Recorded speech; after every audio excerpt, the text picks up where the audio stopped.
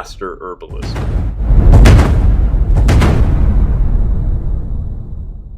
The current longest living record belongs to a master herbalist named Li Qingyun. The May 16, 1933 issue of Times magazine ran an article about his life. The article was titled, Tortoise, Pigeon, Dog.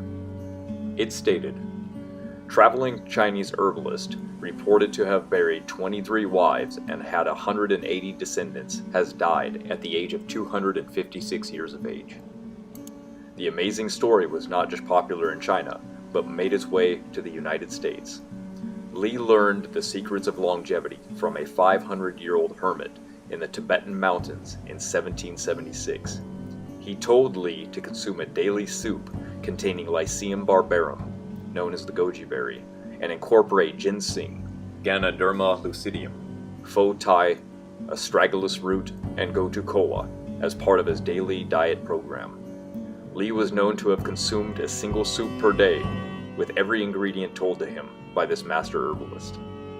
Even when he consumed rice wine, it supposedly was infused with these herbs.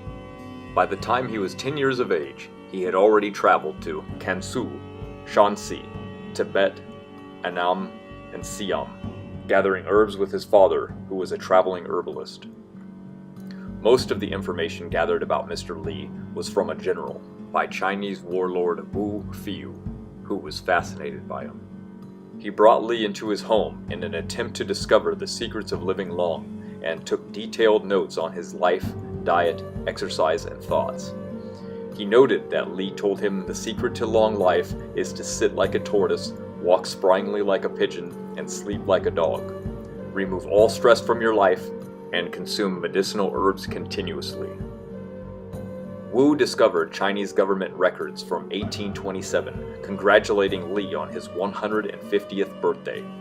Li also lectured at the Beijing University at the age of 150, and further documents later congratulating him on his 200th birthday in 1877. In 1928, a New York Times correspondent wrote that many of the old men in Li's neighborhood asserted that his grandfather knew him when they were boys, and that he at the time was a grown man.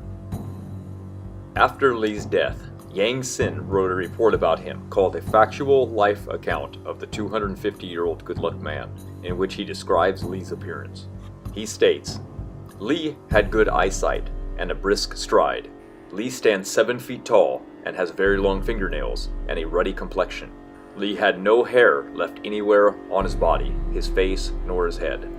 He still had his teeth and walked everywhere he needed to go. He needed no assistance in anything he required.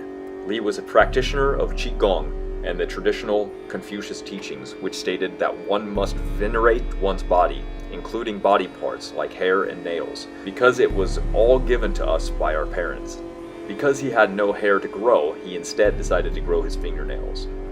Wu Changche, a professor at the Chengdu University, found records proving that Li was born in 1677. Li truly was an exception, but it goes to show a long life practice of herbalism has not just a minute effect on one's health and longevity, but an astounding life-altering effect with the potential to change one's expiration date. The coroner reported that Li died from natural causes on May 6, 1933 in Sichuan, Republic of China, and was survived by his 24th wife, a woman of 60 years of age. I would like to point out that Li had been traveling and not consuming his normal diet, which I believe may have led to his demise. Li produced somewhere around 180 to 200 descendants, over 11 generations during his lifespan. The October 1929 newspaper article talks about Mr. Li and accounts him as living to 256 years of age. The article titled Living Forever still exists in the archives. Some have come close to living as long as Li, but few with the vitality and health recorded in history.